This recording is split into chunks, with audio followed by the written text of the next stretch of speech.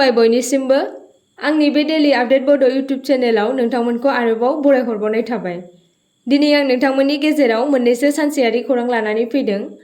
आं आसा खालामो नोंथांमोना भिडिअखौ जोबजासिम नायलांगोन आरो मोजां मोनगोन आरो लोगोसे चेनेलखौ साबस्क्राइब खालामनानै लागोन। दिनैनि गिबिसिन खौराङाव दङ कामरुप मेट्र'नि गासिबो फरायसालिफोरा 24 सेप्तेम्बरनिफ्राय 27 सेप्तेम्बरसिम बन्द थागोन। सोलिबाय थानाय बोथोरनि थासारिखौ नोजोर होनानै कामरुप नोगोरमा जिल्लानि सिङाव थानाय गासिबो गभर्नमेन्ट, प्रभिन्सियेलाइज आरो प्राइभेट फरायसालिफोरा 24 निफ्राय 27 सेप्तेम्बरसिम बन्द थागोन। समबाराव डिस्ट्रिक्ट एलिमेन्टारि एडुकेसन अफारजों बे बिथोनआ फोसावजादों। फरायसालिनि गथ'फोरा बांद्राय दुंनाय आरो दै गैयैनि जाहोनाव बेराम जानाय आरो बेहोश जानायनि जाहोनाव बे राहाखौ लानाय जादों।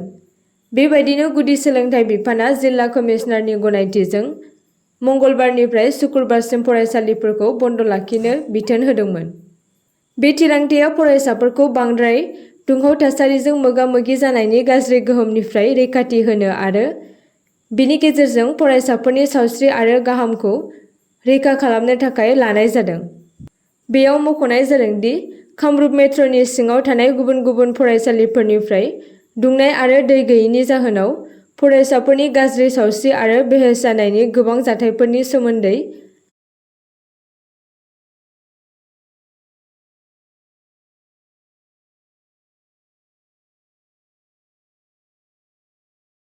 खामानि मावनाय गासिबो सोरखारि, रायजोआरि, सोरखारि नङि फरायसालिफोरा बांद्राय दुंनाय आरो बारायनाय बिदुंनि थाखाय 24 सेप्तेम्बरनिफ्राय 27 सेप्तेम्बरसिम बन्द फोसावनाय जादों। नैथि खौराङाव दङ गसाइगावआव दायनानि सन्देहआव सासे बैसोगोरा आइजोखौ बुथारदों।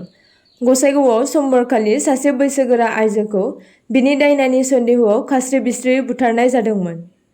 बुथारजानाय सुबुंखौ 53 बोसोर बैसोनि मर्तला मुर्मुनि बिसि बागारे हेम्ब्रमआ सिनायथि होनाय जादों।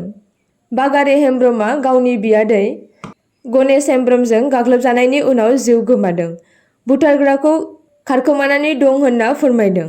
खौरां मोन्नाय बायदिब्ला थैनायनि जाहोनखौ अजद होनाय जादोंमोन दि बागारिया दायनानि खामानि मावनायजों लोब्बा दंमोन, जायनि जाहोनाव जायगानि सुबुंफोरजों थुलुंगा होजानाय मोनसे हिंसायारि गाग्लोबनायाव जादोंमोन।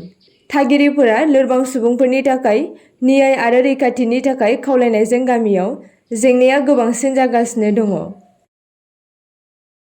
दायना मैहुर खालामनायनि मोनसे जिंगासिनो हानाय थासारिखौ दिन्थियो। बे बोसोरनि जागायजेन्नायाव बेबायदिनो मोनसे जाथाया जादोंमोन जेब्ला गसाइगावआव माइन' हादसाखौ बुथारनाय जादोंमोन। थामथि खौराङाव दङ 2024-28 समखोन्दोनि थाखाय आसाम अलिम्पिक एस'सिएशननि गोदान मावफुं आफादनि बिसायख'थियाव साबा बर' सोद्रोमाफोरा सायख'जादों। बेनिनो बिटिआरनिफ्राय फारियै क'क्राझार डिस्ट्रिक्ट स्पर्टस एस'सिएशननि आफादगिरि कबिरन्ज ब्रह्मआ लोगो आफादगिरि, तामुलपुरनिफ्राय आसाम ख'ख' एस'सिएशननि मावफुं आफादगिरि राजेश बर'आ लोगो नेहाथारि, अदालगुरि DSAनि आफादगिरि प्रनिल दैमारी आरो बाक्सा DSAनि गाहाय नेहाथारि पंकज राम बर'मोनहा एक्जिकिउटिभ काउन्सिल मेम्बाराव बिसायख'जायो। बिटिआरनि गाहाय खुंगिरि प्रमद बर'नि बिथोनजों आरो बड'लेण्ड स्पर्टस महरै गासै साबा बर' सुबुंफोरा बिसायख'जायो। दिनै फुङाव लोगो आफादगिरि महरै सायख'जानाय कबिरन्जन ब्रह्मजों लोगोसे बड'लेण्ड स्पर्टस एस'सिएशननि आफादगिरि लरेन्स इस्लारि मोनखौ KDSAआ क'क्राझार रेलवे स्टेशनाव बरायदों। ब्रैथि खौराङाव दङ सिपाझारनि सासे थाखो लोगोआ फरायसाखौ बुनानै बुथारदों।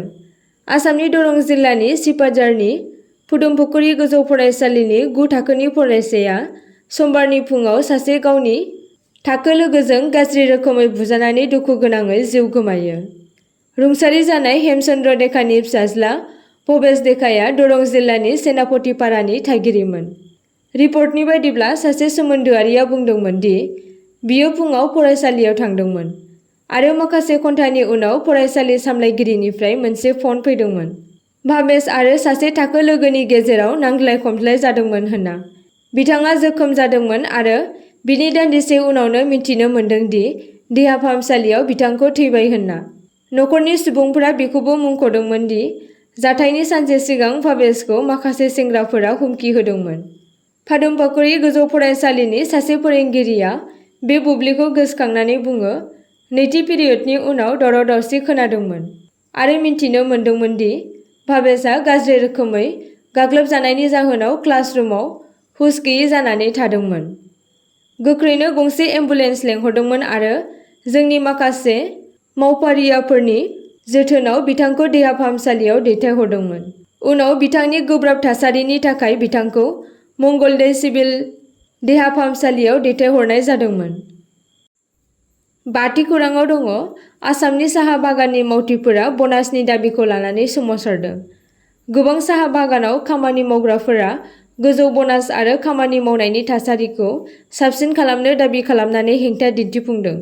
तिनिसुकियानि फानिटला साहा बागानाव खामानि मावग्रा लेबारफोरा 20% ब'नास मोननो दाबि दैखांदों। सामलायगिरिनि 15% जासिनायनि थिरांथाखौ नेवसिगारो। बे समावनो डिमौआव अल आदिबासि स्टुडेन्ट एस'सिएशन अफ आसामआ करहट साहा बागानाव मोनसे हेंथा दिन्थिफुंनाय हाबाफारि लादोंमोन। साहा मावदांसाफोरजों लोगोसे अल आदिबासि स्टुडेन्ट एस'सिएशन अफ आसामनि सोद्रोमाफोरा बागाननि गाहाय मावख'नि मोखाङाव धर्ना होदोंमोन आरो सोलिबाय थानाय मावदांसाफोरनि जेंनाफोरखौ थाबैनो सुस्रांनो दाबि दैखांदों।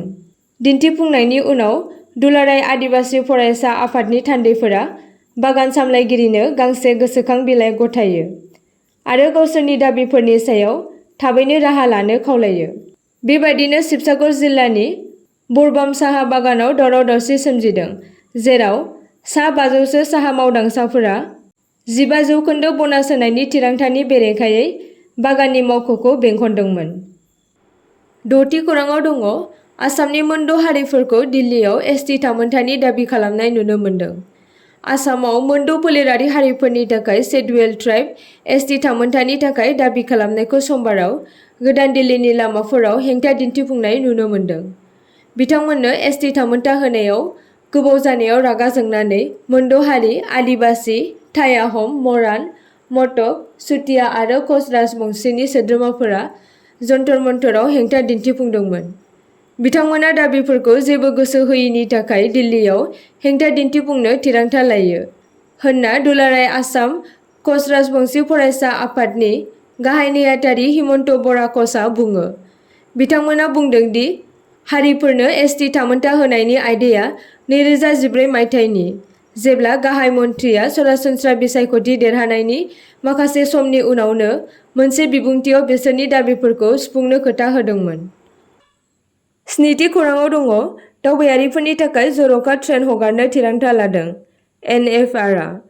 फैबाय थानाय माखासे बोथोरनि फोरबोफोराव दावबायारिफोरनि होंगो-दोंगोखौ फोजोबनो एबा खमायनानै होनो थाखाय 3 जरा सप्तायारि जर'खा ट्रेनफोरखौ हगारनो थिरांथा लादों एनएफआर द नर्थ इस्ट फ्रन्टियर रेलवेआ। फोरबोनि माखासे जर'खा ट्रेनफोरा जाबाय राङापारा नर्थ, शालिमार, राङापारा नर्थ, फरबेसगन्ज आग्राकान्ड, फरबेसगन्ज आरो निउ जलपाइगुरि हावड़ा निउ जलपाइगुरिनि गेजेराव खारगोन होनना फोरमायदों। 8थि खौराङाव दङ, मिरु मन्थ्रि सर्बानन्द सन'वालआ फिन आसाम अलिम्पिक एस'सिएशननि आफादगिरि महरै सायख'जाबाय। मिरु रुंमा गाथोन, शिपिं आरो दै लामानि मन्थ्रि सर्बानन्द सन'वालखौ रबिबाराव आसाम अलिम्पिक गौथुमनि आफादगिरि महरै सायख'नाय जाबाय। डिब्रुगड़नि DDSA स्टेडियामाव जानाय बिसायख'थियाव सन'वालआ हेंथा गैयाजासे गोजौ मावख'खौ मोनफिनदों। बे हाबाफारियाव लेङाइ आफादगिरि, गाहाय नेहाथारि, रां दोनथुमगिरि, जथाय नेहाथारि, लेङाइ गाहाय नेहाथारि आरो मावफुं आफादनि सोद्रोमाफोर दंमोन। गिबि मन्थ्रि ड हिमन्त बिश्व शर्माया ससियेल मिडियानि गेजेरजों सन'वाल आरो गोदानै सायख'जानाय सोद्रोमाफोरखौ बरायदोंमोन आरो रायजोआव गेलेमुफोरखौ दावगाहोनो हानाय गोहोनि सायाव फोथायनाय फोरमायदों आरो बिथांनि दैदेननायाव हानजाया रायजोआव गेलेनायनि खाबुफोरखौ बांहोनो थाखाय खामानि मावगोन होनना फोरमायदों। 9थि खौराङाव दङ, एडिआरइ आनजाद होग्रा सुबुंफोरा 27 सेप्तेम्बरनिफ्राय OMR सिट आनसारखिखौ मोननो हागोन।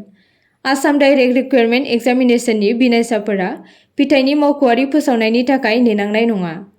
एडिआरइ बिखान्थियाव रोखाथिखौ बांहोनायनि थांखिजों आसाम सोरखारा मोनसे खान्थि लाबोदों, जायजों बिनायसाफोरा सेकेन्डारि एडुकेसन बर्ड अफ आसामनिफ्राय गावसोरनि OMR सिट फिननाय बिलाइफोरखौ रिकुवेस्ट खालामनो गनायथि होदों। बिनि उनाव आनजाद होगिरिफोरा गावसोरनि फिननाय बिलाइखौ अफिसियेल फिननाय साबिफोरजों रुजुनो हायो।